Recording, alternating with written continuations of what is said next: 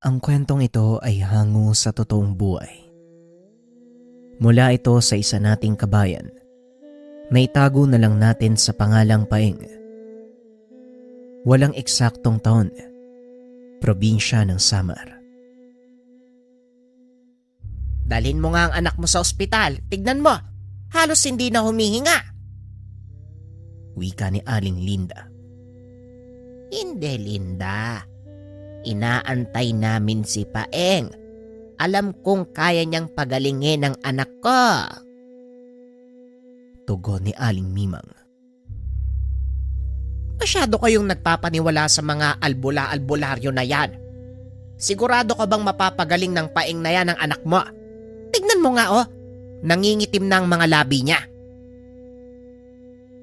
Hindi na kayang lunasan ng doktor ang sakit ng anak ko.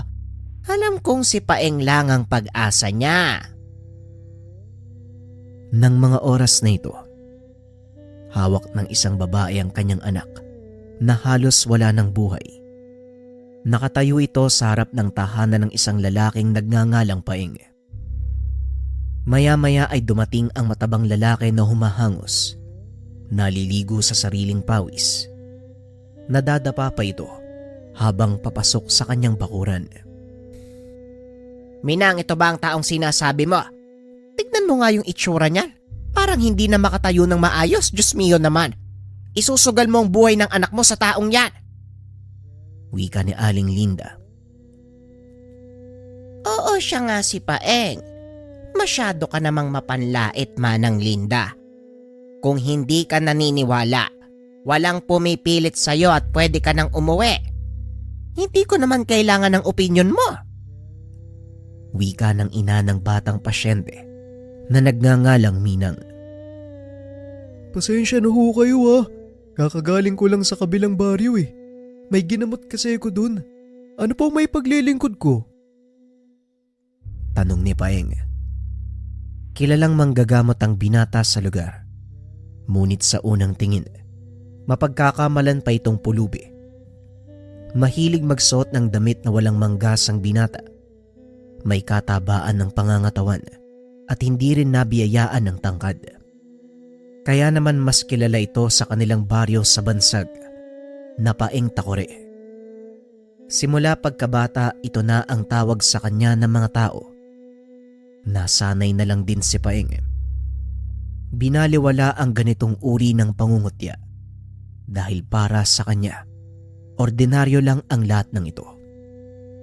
Ngunit may isang kaganapang lubusang nakapagpabago sa kanyang pagkatao. Pagbabalik tanaw, nang mga sandaling ito ay nasa edad 10 taon si Paeng. Masaya itong namumuhay kasama ang mga magulang. Mula sa angkan ng mga manggagamot ang binata, ang kanyang ama ay kilalang mananambal sa lugar. Samantalang ang kanyang ina, isang serohanang dalubhasa sa panggagambala ng engkanto. Sa madaling sabi, bata pa lamang, malawak na ang kaalaman ng binata sa panggagamot. Ngunit isang sakuna ang naging dahilan ng tuluyang pagbabago ng buhay ni Paeng. Ito ay nang maaksidente ang sinasakyang tricycle. Nahulog ito sa bangin at tanging si Paeng lang ang nakaligtas. Halos madurog ang paa ng paslit dahil sa pagkakaipit. Mabuti na lang ay may dumaang mag-asawa. Kagad siyang nadala sa pagamutan. Kaso nga lang pagdating sa ospital, ang sabi ng doktor na tumingin ay patay na ito. Pumasok ang mag-asawang nakapulot sa kanya. Laking gulat ng lalaki dahil nang hawakan nito ang pulso ni Paeng. Patuloy pa rin sa pagpintig. Dali-dali nitong tinawag ang doktor. Maging ito ay nagtaka sa mga nangyari. Ayon dito, wala nang anumang palatandaang buhay si Paeng nang tignan niya ito. Ilang minuto pa lang ang nakakalipas. Ilang araw ding nawalan ng malay si Paeng.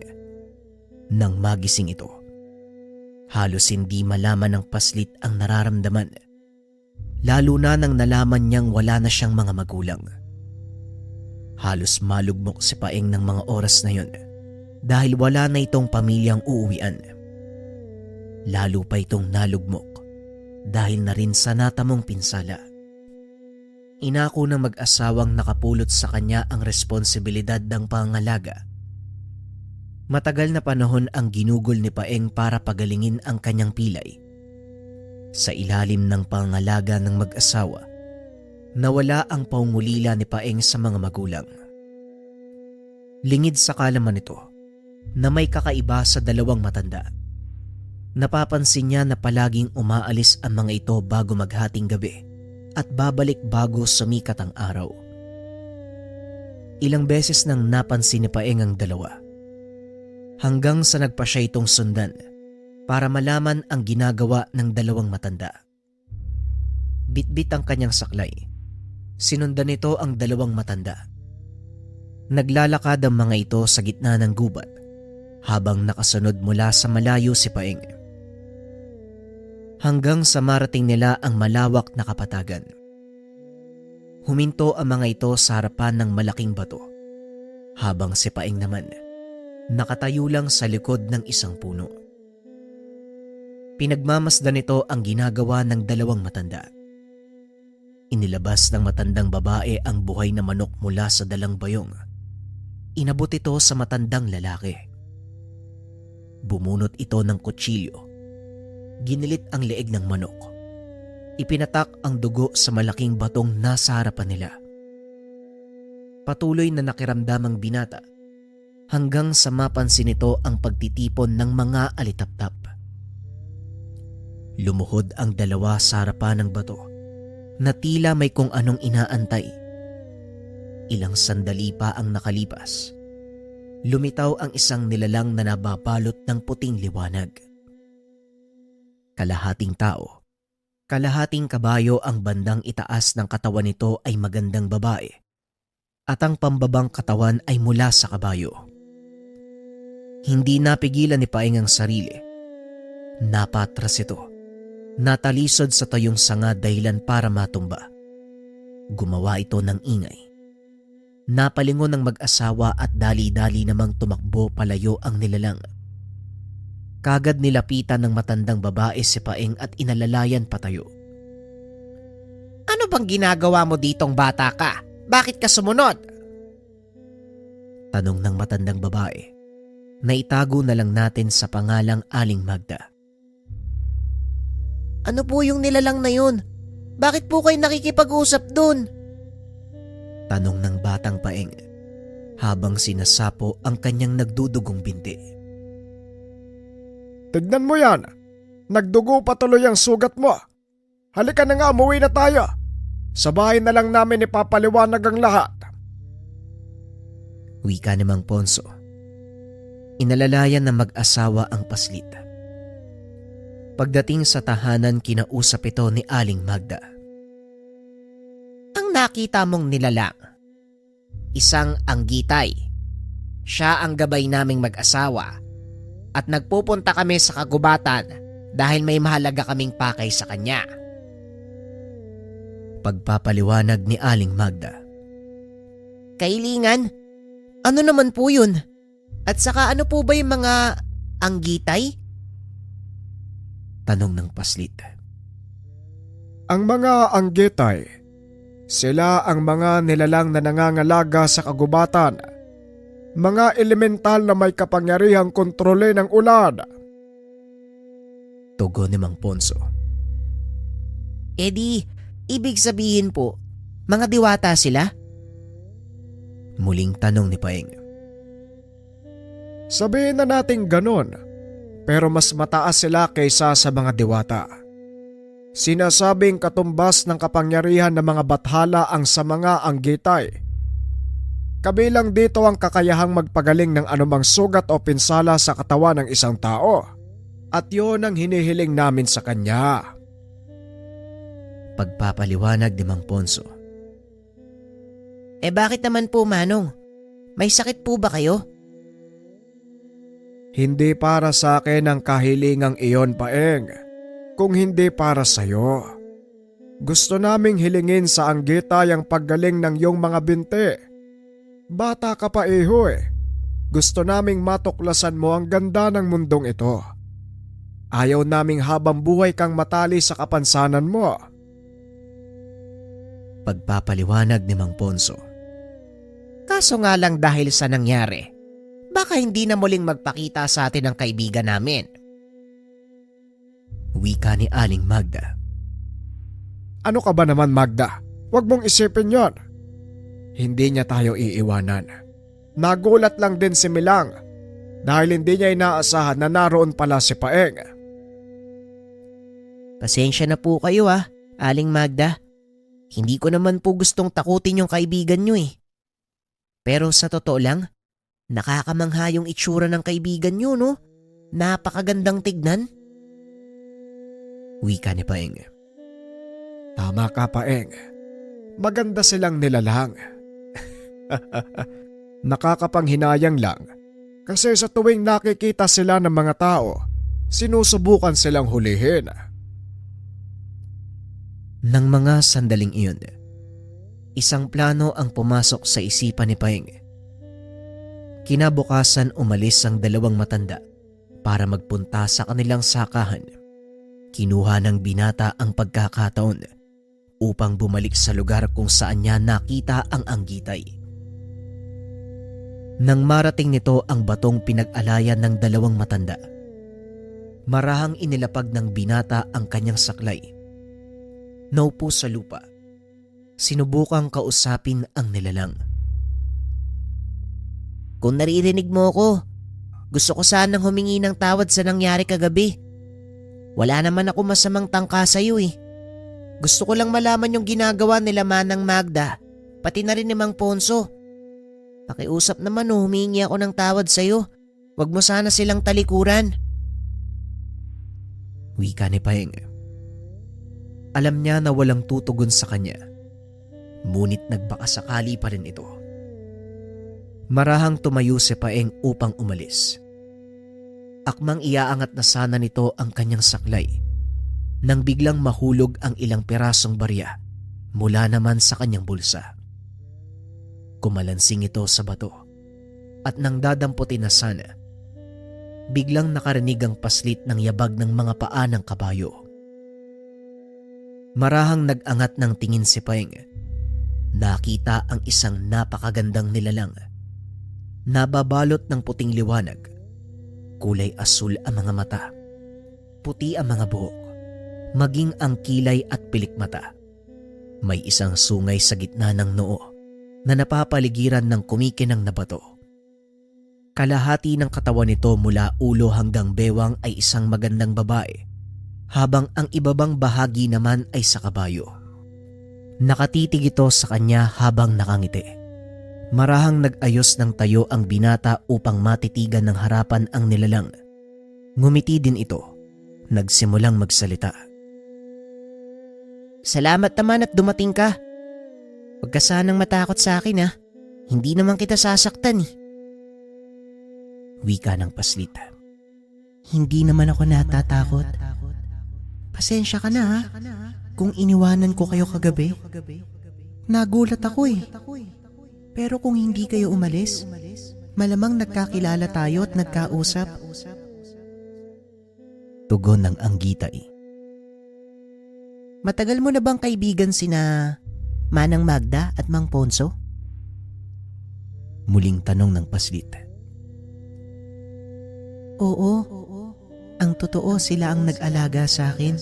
Simula pagkabata. Mabait ang dalawang matanda Palagi nila akong dinadalhan ng masarap na pagkain. Lalo na yung paborito kong kakanin. Yung malagkit na matamis. Ano nga bang tawag dun? Tanong ng anggitay. Kasywal itong nakikipag-usap kay Paeng. Hindi na malaya ng paslit na unti-unti nang napapalagay ang kalooban sa nilalang. Suman, paborito ko din yun Hayaan mo, kapag dumalo uli ako, dadalhan kita. Tugon ni Paeng. Inabot ng buong araw ang pag-uusap ng mga ito.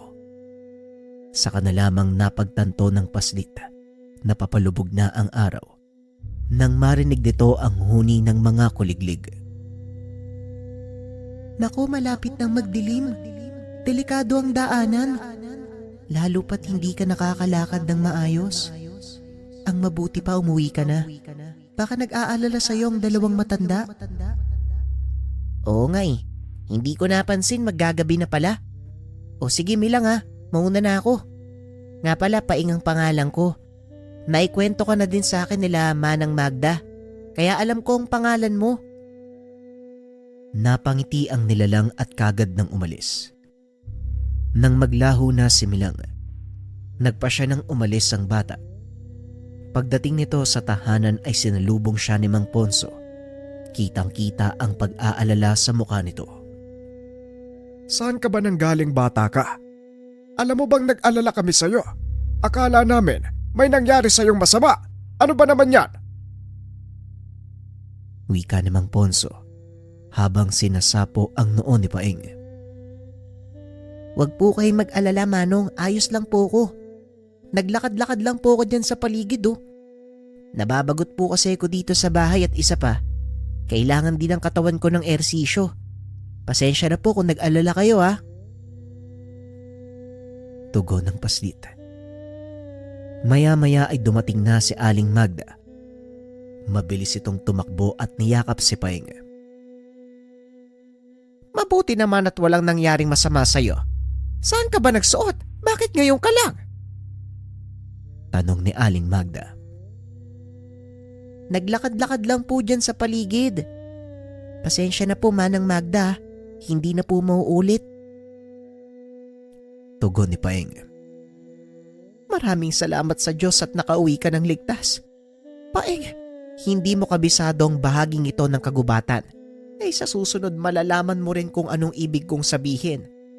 Sa ngayon halika na nga, nang mapalitan natin yung benda sa binti mo. Pagpasok sa tahanan, pinaupo ni Aling Magda si Paing. Sinimulang tanggalin ang benda sa paa.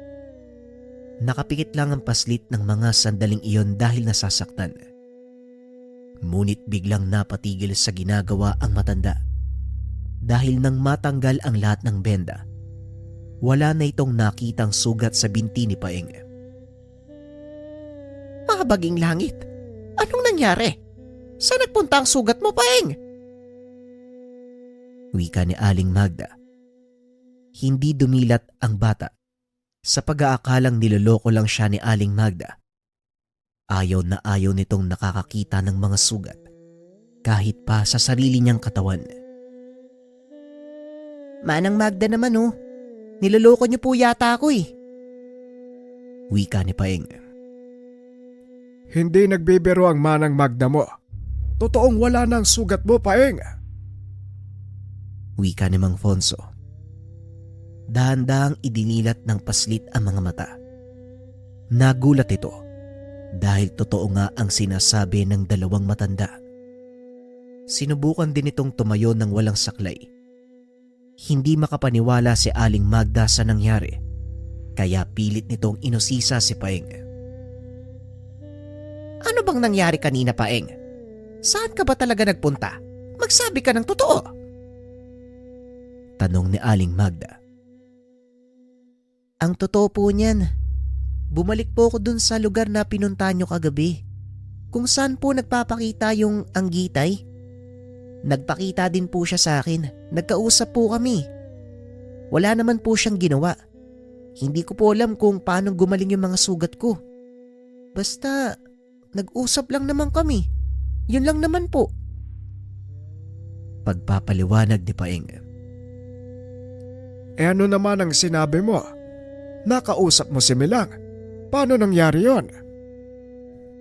Tanong ni Mang Fonso. Hindi ko rin naman po inaasahan na magpapakita siya sa akin eh. Nagbakasakali lang po ako. Tapos yun po, bigla na lang siyang nagpakita sa akin. Tugon ni Paing. Mabuting bata ka, Paeng. Siguro, naramdaman ni Milang na hindi ka banta para sa kanya. Kailangan nating magpasalamat. Bukas sa bukas, magluluto ko ng paborito niyang suman po. Suman po, Manang Magda. Yun daw po yung gusto niya eh. Nangako po ako na sa susunod kong pagpunta, dadalan ko siya ng suman eh. O siya, may ilang kilo pa naman ako malagkit na bigas dyan. Paglulutuan ko siya ng masarap na suman. Pag-uusap ng tatlo. Ito ang naging simula ng kakaibang pagkakaibigan ni Paeng at Milang. Halos araw-araw kong dumalaw si Paeng sa nilalang. At kung minsan, si Milang ang nagpupunta sa kanilang tahanan upang magdala ng mga kakaibang prutas.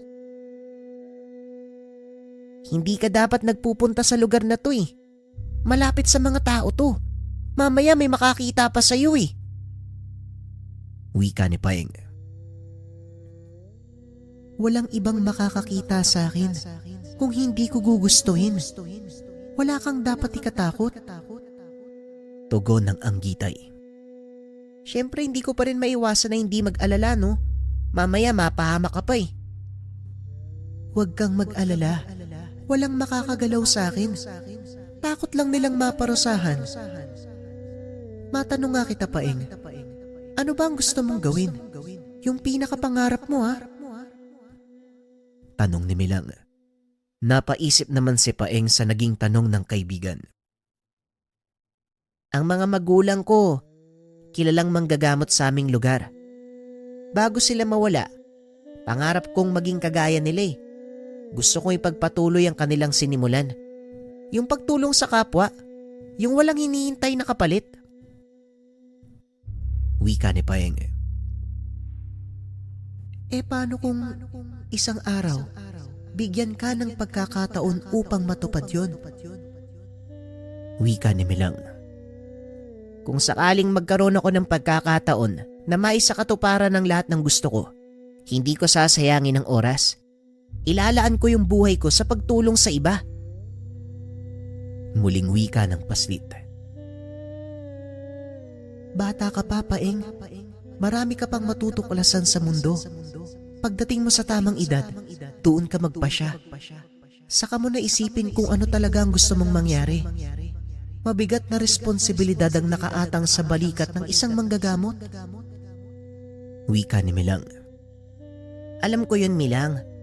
Medyo may isip na ako noon ang gagamot si nanay at tatay. Kaya alam kong ang hirap ng pinagdaanan nila. Kung paano silang nagsakripisyo para sa kapakanan ng iba nang hindi iniisip ang kanilang sarili. Tugon ni Paeng. Kung ganon, buo na ang kalooban mong sundan ng yapak ng iyong mga magulang. Ngunit kapag ginawa mo yun, mawawala ang halos kalahati ng buhay mo. Ang ibig sabihin, ilalaan mo ang buong pagkatao sa pagtulong sa iba. Hindi mo na magagawa ang anumang gugustuhin mo. Wala na ang kalayaan mo bilang normal na tao. Yun ba ang gusto mo? Pagpapaliwanag ni Milang. Ano pa ang magiging silbi ng isang manggagamot? Hindi ba tumulong sa iba? At oo, Milang, buo na ang isip ko. Wala nang atrasan to. Tugon ni Paeng. Ang inakala nitong normal na pag-uusap, isa palang pagsubok mula sa elemento.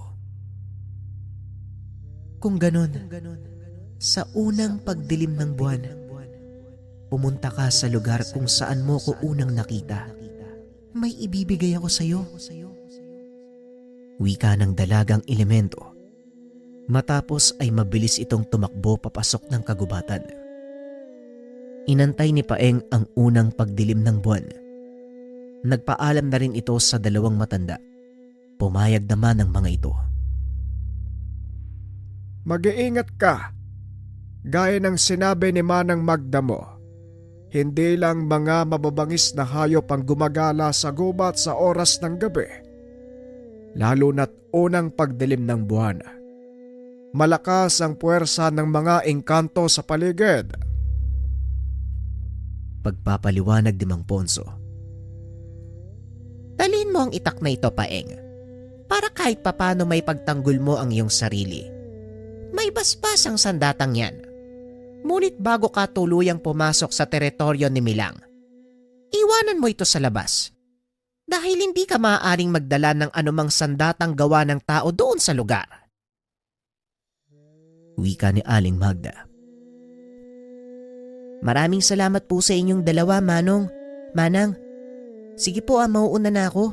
Baka nag-aantay na sa akin si Milang eh. Pagpapaalam ng paslit. Hindi mawari ng dalawang matanda kung paano silang napapayag ng isang bata na hayaan itong pumunta sa kagubatan ng mag-isa. Ano bang nangyari?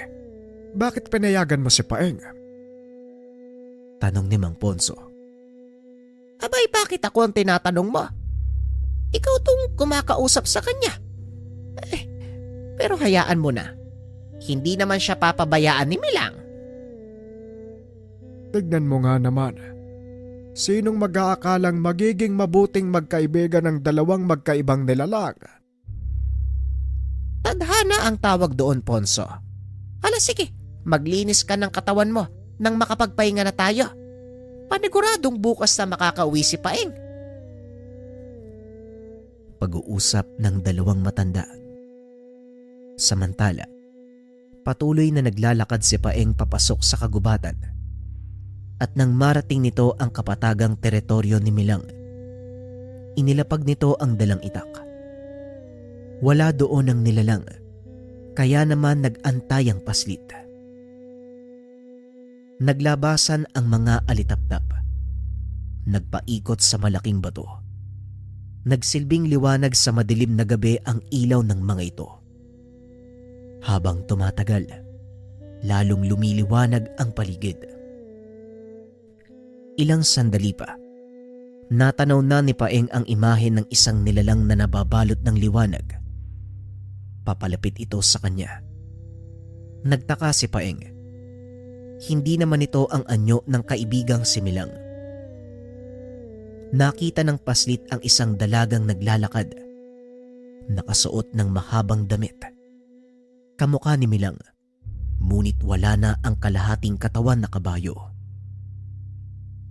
Teka, sino ka? Nasaan si Milang? Ako to, Paeng.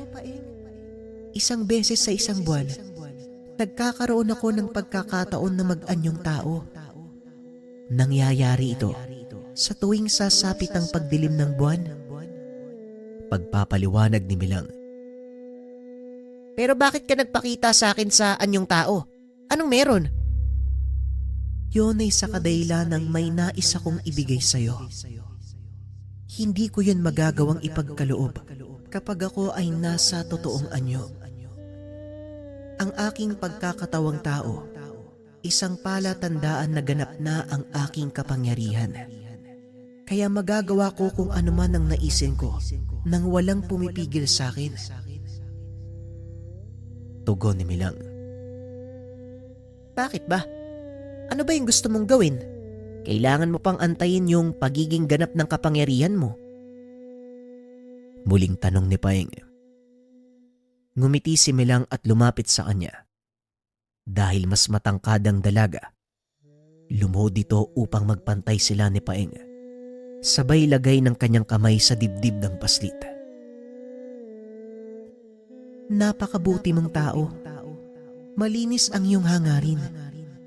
Sa kabila ng sakit na dinanas mo, hindi nito natakpan ang kabutihang nasa puso mo. Kaya nais kong ipagkaloob sa iyo ang kapangyarihan kong magpagaling ng kahit anong karamdaman. Tanggapin mo, Paeng, ang kamay ng bathala. Wika ni Milang. Biglang nagliwanag ang paligid. Nakaramdam si Paeng ng kakaibang init na nagmumula sa palad ng kaibigan. Nakatitig lang ito sa kanya habang nakangiti. Ilang sandali pa ay biglang nabalot ng matinding liwanag ang katawan ni Milang. Napapikit si Paeng dahil nakakasilaw ang presensya ng kaibigan. Ilang sandali pa ang nakalipas. Humupa na ng bagya ang liwanag. Unti-unting nagmulat ang mga mata ni Paeng. Nakita nitong nagbalik na sa dating anyo ang kaibigan. Ayan, mas ayos yan. Mas komportable ako makipag-usap sa'yo sa ganyang anyo eh. Pero ano bang ibig mong sabihin? Ano ba ang binigay mo sa akin, Milang? Kamay ng bathala? Para sa naman yun? Tanong ni Paeng. Tignan mo ang mga palad mo, Paeng. Ang mga kamay mo may kakayahang magpagaling ng anumang uri ng karamdaman. Ngunit mag-iingat ka dahil kaakibat din ito ang kakayahang manakit. Tugon ni Milang. Bakit mo pinagkaloob sa akin ng ganitong uri ng kakayahan? Ito ay isang regalo mula sa mga bathala, Paeng. Pagsasakatuparan ng iyong kahilingan na maging isang ganap na manggagamot at may pagpatuloy ang adhikain ng iyong mga magulang. Nagawa kong masilip ang iyong nakaraan. Nakita kong hindi ka nagsisinungaling. Kaya hindi ako nagdalawang isip na ipagkaloob sa iyo ang kapangyarihang ito. Ingatan mo ang kakayahan na yan. Gamitin sa tamang paraan. Wika ni Milang. Matapos ay unti-unting naglaho ang nilalang. Nagpasya ang bata na umuwi na ng tahanan. Hindi na nito namalayan ang takbo ng oras. Pasikat na ang araw nang dumating ito sa tahanan ng dalawang matanda. Simula ng araw na yon, unti-unting nagbago ang buhay ng takbo ng bata. Tila kusang lumalapit ang mga tao sa kanya para magpagamot. Sa paglipas ng mga taon, naging ganap na kilala si Paeng sa bayang iyon. Lalo pa nang natuklasan na anak siya ng dalawa sa pinakamahusay na manggagamot. Balik tayo sa kasalukuyan. Hinarap ng binata ang pasyente. Nakitang halos patay na ito. Inutusan ni Paeng si Aling Minang na ihiga ang paslit sa mahabang upuan. Hinawakan ni Paeng ang kamay ng paslit. Nagbulong ito sa kanyang tenga. Gumising ka na. Nag-aantay yung nanay mo. Oh. Nag-aantay ang mundo sa'yo. Wika ni Paeng. Matapos ay tumayo ito at naglakad papunta sa kusina. Dinig nito ang pangungutya ni Aling Linda. Anong nangyari? Nagamot niya ba yung anak mo, Minang? Sinasabi ko na nga ba nagsasayang ka lang ng oras dito. Wika ni Aling Linda. Maya-maya ay bumalik ang binata. Meron siyang dalang isang baso ng tubig. Muling naupo sa tabi ng hinihigaan ng paslit. Meron po ba kayong dalang paboritong pagkain ng anak nyo, Aling Minang? Tanong ni Paeng. Ay nako, Paeng. Wala Pero sandali. Kukuha ko ng makakain sa bahay. Tugon ni Aling Minang. Naku manang, hindi na po. Antayin nyo na lang. Anumang oras magigising na ang anak nyo. Makakauwi na ho kayo. Muling wika ni Paeng. Ngunit kagaya ng inaasahan, hindi naniwala sa sinabi nito si Aling Linda. Magigising? Tignan mo nga ang kalagayan ng bata. Hindi ko alam kung saan ka humuhugot ng lakas ng loob para magbitaw ng ganyang salita. Kung sa bagay, kayo mga binata ngayon, wala nang pakialam sa mararamdaman ng mga taong niloloko nyo. Bilisan mo na, Minang. Dali natin sa ospital ang anak mo. Tugon ni Aling Linda. Ngunit mariin itong pinigilan ng binata. Huwag niyo po siyang gagalawin. Hayaan niyong bumangon ng bata. Alam kong wala kayong tiwala sa mga sinasabi ko. At hindi ko naman kayo pinipilit na maniwala Ngunit kung aantayin niyo, kayo mismo makakapagpatunay ng lahat ng sinasabi ko ay totoo. Wika ni Paeng. Ilang sandali nga ang nakalipas. Ikinilos ng bata ang kamay. Dahan-dahang nagmulat ng mata. Pinilit nitong magsalita. Ang unang katagang lumabas sa bibig nito. Tubig. Pahingi po ng tubig. Napatakip ng bibig si Aling Minang. Hindi nito akalaing mabubuhay pa ang kanyang anak. Isa itong himala. Paeng, hulog ka talaga ng langit. Wika ni Aling Minang. Pananalig niyo po ang nagpagaling sa inyong anak. Ako po ay naging kasangkapan lamang para maisakatuparan ang inyong kahilingan. Kaya wala po kayong dapat ipagpasalamat sa akin. Wika ni Paeng. Anong klaseng kademonyohan yan? Paano mong nabuhay ang patay? Siguro sumasamba ka sa demonyo. Pinagpalit mo ang kaluluwa mo. Wika ni Aling Linda. Napangiti na lang si Paeng sa mga sinasabi nito. Nasa inyo po kung anong gusto niyong paniwalaan. Hindi ko naman ho kayo pipiliting maniwala sa akin. Sige na, Aling Minang. Wala na po kayong dapat alalahanin. Magaling na po ang anak niyo. Tugon ni Paeng. Matapos magpasalamat ng matanda, nagpaalam na ang mga ito. Hindi pa rin tumigil si Aling Linda sa pagsasabi ng kung ano-ano tungkol sa nangyari. Nang mga sumunod na araw na balita na lang sa bayan ang ginawa ni Paeng, hindi naman na nagulat ang mga tao dahil alam nila na manggagamot talaga si Paeng. Ngunit ang kwentong kumalat, ipinagpalit ng binata ang kaluluwa sa demonyo, ang siyang naging usap-usapan sa buong lugar. Naku pare, ipinagkalat ni Aling Linda sa bayan na nakipagkasundo ka daw sa demonyo. Ano ba kasi yung ginawa mo doon sa matandang yon? Alam mo namang masyadong makati ang labi nun. Wika ng kaibigan niya na ang pangalan ay Dagul.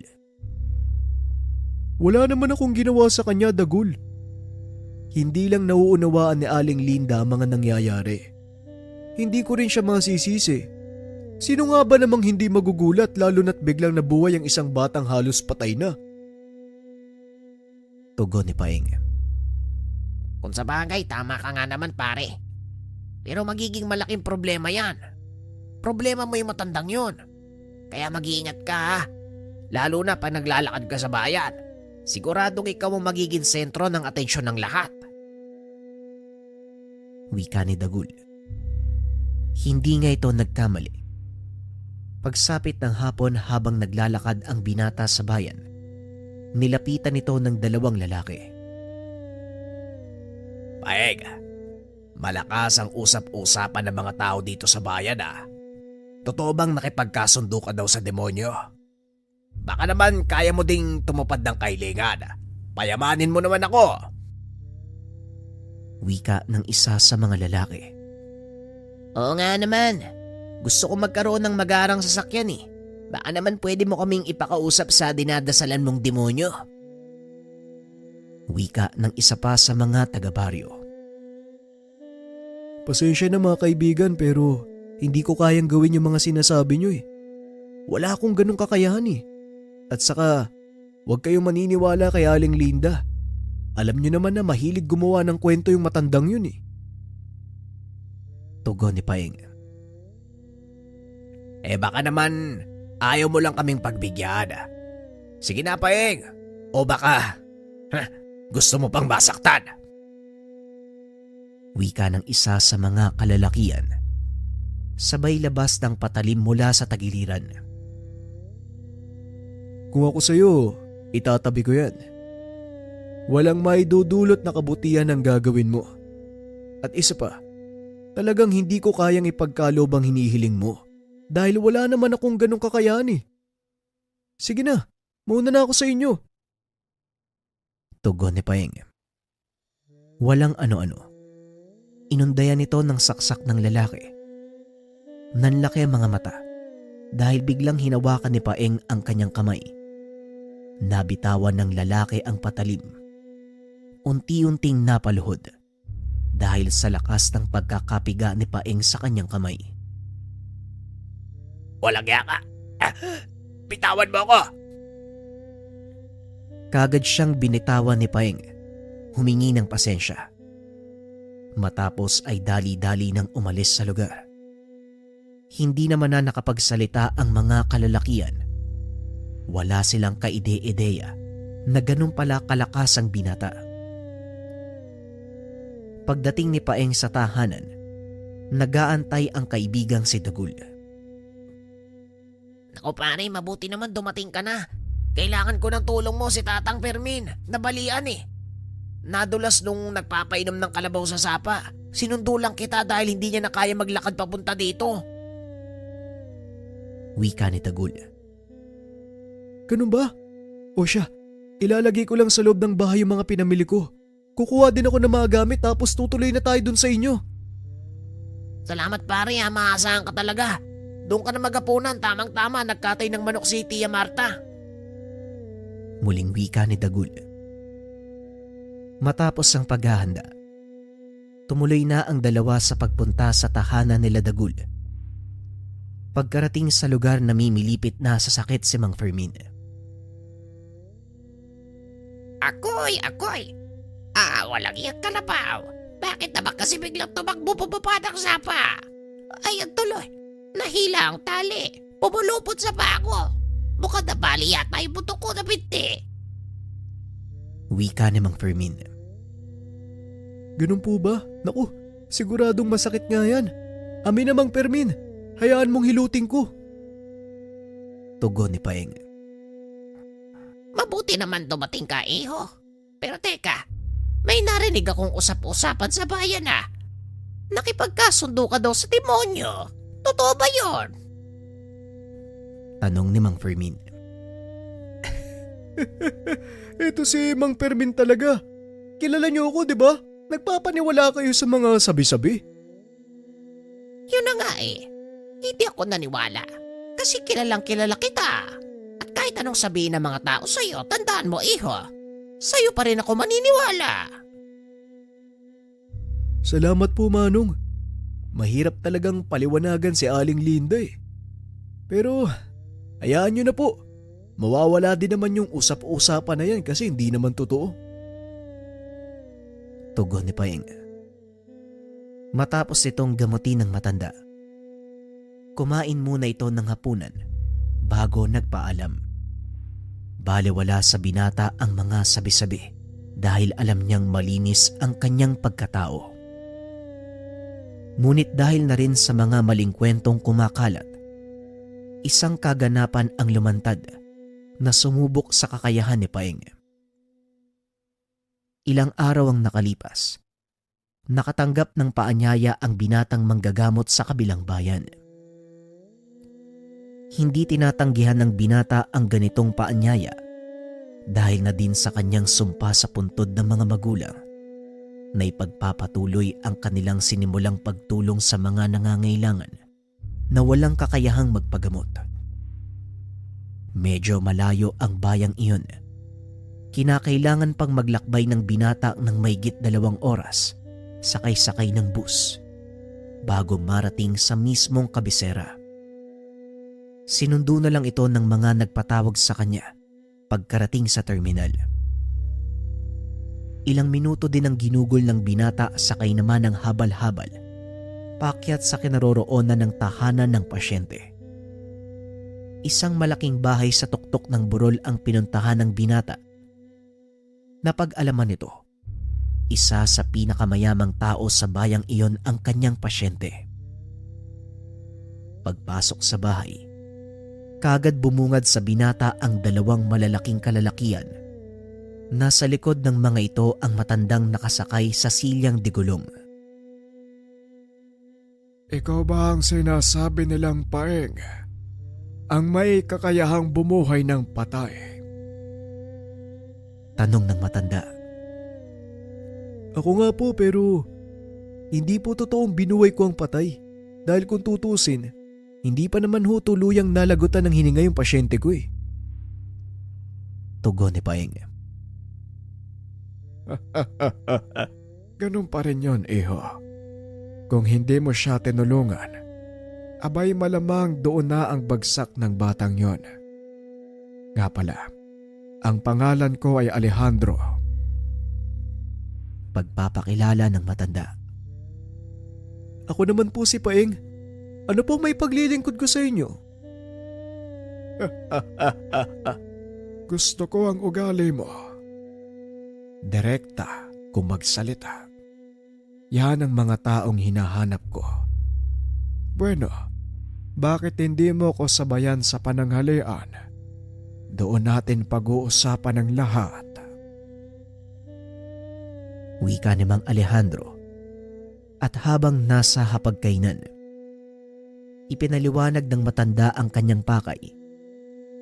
Ayon dito, nakarating na sa kanila ang tungkol sa ginawa ni Paeng, maging ang usap-usapan na nakipagkasundo ang binata sa demonyo para magkaroon ng kapangyarihang magpagaling ng anumang karamdaman. Malakas ang ugong na nakipagkasundo ka raw sa demonyo. Pero hindi yan ang dahilan kung bakit kita inanyayaan sa aking tahanan. Kung tapos ka ng kumain, halika. Sumunod ka sa akin at ipapakita ko sa iyo ang sinasabi ko. Wika ni Mang Alejandro. Itinulak ng isa sa kanyang mga tauhan ang upuang digulong. Papunta ito sa isang kwarto. Nang buksan ito ng isa pang tauhan, tumambad sa binata ang natutulog na dalaga. Ano pong nangyari sa kanya? Tanong ni Paeng. Marahan siyang naglakad papasok ng kwarto habang pinapaliwanag ni Mang Alejandro ang nangyari sa dalaga. Ilang buwan nang ganyan ang kalagayan ni Almira. Simula nang umuwi sila galing sa syudad. Nagpaalam lang itong matutulog, ngunit kinabukasan, hindi na ito nagising pa. Wika ni Mang Alejandro. Ganun po ba, Manong? O sige ho, susubukan kong tignan ang kalagayan niya. Wika ni Paeng. Akmang lalapit na ito sa dalaga nang bigla siyang nakarinig ng pamilyar na boses. Sandali lang, Paeng. Huwag kang lalapit sa katawan ng babaeng yan. Wika ng tinig. Milang? Ikaw ba yan, Milang? Tanong ng binata. Hininaan lang nito ang kanyang boses para hindi mahalata ng mga kasama sa kwarto na may hindi ito nakikitang kausap. Oo, Paeng. Ako nga ito. Lumabas ka sa silid. Lumayo sa mga taong ito. Ipapaliwanag ko sa iyo ang buong pangyayari. Tugon ni Milang. Nagpaalam si Paeng kay Mang Alejandro na gagamit sandali ng palikunan. Mabuti na lang at nasa labas ng tahanan ang mga ito, kaya nagawang makapuslit ng binata. Bakit, Milang? Anong meron sa babaeng yun? At saka bakit ngayon ka lang nagpakita sa inabahaba ng panahon? Tanong ni Paeng. Maraming nangyari simula nang mamatay si Mang Ponso. Pasensya ka na kung hindi kita nadadalaw. Pero mamaya ko ipapaliwanag sa iyo ang lahat. Sa ngayon, kailangan nating harapin ang sitwasyon. Ang dalagang yan ay biktima ng isang mangkukulam. Wala kang kakayahan para kontrahin ang sumpang inilagay sa katawan ng dalaga. Sa oras na mahawakan mo ito, paniguradong may gagawin ng mangkukulam sa kanya. Wika ni Milang. Di paano ko siya matutulungan? Anong pwede kong gawin, Milang? Tanong ni Paeng. Ipagpatawad mo, Paeng. Ngunit sa pagkakataong ito, mukhang wala tayong magagawa. Hindi matanggap ni Paeng. Sa kauna-unahang pagkakataon, wala siyang magawa sa kalagayan ng pasyente. Hindi, Milang. Alam kong may magagawa ako eh. Hindi ko yun malalaman kung hindi ko susubukan. Isa pa, malaki ang tiwala ko sa iyo eh. Ngayong nandito ka, alam kong hindi mo ko papabayaan. Tugon ni Paeng. Kung talagang porsigido kang tumulong, Sige, pero hindi ako mangangako na malulutas mo ang problemang ito. Nakadepende ang lahat sa magiging pasya mo. Mag-iingat ka, Paeng. Nandito lang ako para gumabay. Wika ni Milang. Bumalik ang binata sa loob ng tahanan. Muling kinausap si Mang Alejandro. Tinanong nito ang totoong nangyari, ngunit maging ang matanda ay walang kalam-alam. Huwag po sana kayo magugulat Ngunit mangkukulam po ang may gawa nito sa dalaga. Wika ni Paeng. Kulam. Sino naman ang gagawa nun sa apo ko? Mabait na bata si Almera. Wala itong nakakaaway, lalo na dito sa aming bayan. Kung hindi mo na itatanong, Paeng, ama ng dalagang yan ang alkalde ng bayang ito. Wika ni Mang Alejandro. Kung ganun ho siya ang tatanungin ko, baka sakaling may alam ang tatay ni Almira sa mga nangyayari. Kasi hindi naman kikilos sa mga mangkukulam nang walang sapat na dahilan Tugon ni Paeng. Dali-daling ipinatawag ni Mang Alejandro ang ama ni Almira. Ilang sandali lang ay dumating na ang alkalde. Bahagya pa itong nagalit dahil nasa kalagitnaan siya ng pakikipag-usap sa isang kapitalista sa bayan. Papa, mahalaga ba ang pakay nyo sa pagpapasundo sa akin? Nasa kalagitnaan ako ng pakikipag-usap sa potensyal na mamumuhunan sa bayan. Wika ng alkalde. Oo, Ramon. Tungkol ito sa buhay ng iyong anak. Nagpatawag ako ng manggagamot mula sa kabilang baryo. May ilang bagay siyang nais itanong mula sa iyo. Wika ni Mang Alejandro. Ilang beses na natin itong napag-usapan, Papa. Bakit hindi mo pa rin mabatanggap wala na si Almera? Hindi na siya magigising. Milyon na ang nagastos mo sa pagpapagamot sa kanya. Pero anong nangyari? Ayan, tignan mo. Lantang gulay pa rin siya. Wika ni Ramon. Dito na nag-init ang ulo ni Paeng. Hindi nito napigilang sumagot. Mawalang galang na po, alkalde. Pero sa mga sinasabi nyo, parang wala kayong pakialam sa anumang mangyari sa anak nyo Itama niyo po ako kung mali ang sinasabi ko. Pero yung kasi ang nakikita ko Wika ni Paeng. Kilala mo ba kung sino ang kausap mo, bata? Baka nakakalimutan mong nasa loob ka ng baluarte ko. Sino ka ba? At bakit ang lakas ng loob mong pagsalitaan ako ng ganyan? Tanong ni Ramon. Ako ho. Wala naman ho. Pangkaraniwang mamamayan mula sa kabilang bayan. Naparito ko dahil pinatawag ako ng tatay nyo para sana iligtas ang kanyang apo. Tugon ni Paeng. Tumawa ng malakas ang alkalde at muling nagsalita. Huwag mong sabihin na isa kang doktor. Pasensya na, pero hindi mo ako mapapaniwala. Pero kung gusto mong subukang iligtas pa ang buhay ng anak ko, sige, hindi ako tututol. Sana lang, huwag masayang ang mahalaga kong oras. Ano ba ang kailangan mo sa akin? Tanong ni Ramon. Pakiusap, alkalde. Manatili ka sandali. Antay na mga gagawin ko. Naupo ang alkalde. Sa pagkakataong iyon, nilapitan ni Paeng ang dalaga at hinawakan ito sa kamay. Nakita ng binata ang nangyari at gaya ng inaasahan, may kinalaman ang ama nito sa nangyari sa kanya. Tulad ng sinabi ni Milang, malalaman ng mangkukulam ang ginawa ng binata, kaya kagad itong gumawa ng paraan. Sa pamamagitan ni Milang, binalot nito ng proteksyon ng katawan ng dalaga. Nagsimulang kumprontahin ang alkalde. Mang Alejandro, wala pong kinalaman ng pagbabakasyon ng apo nyo. Ang may gawa ng lahat ng ito, ang kanyang ama. Wika ni Paeng. Ano ang ibig mong sabihin?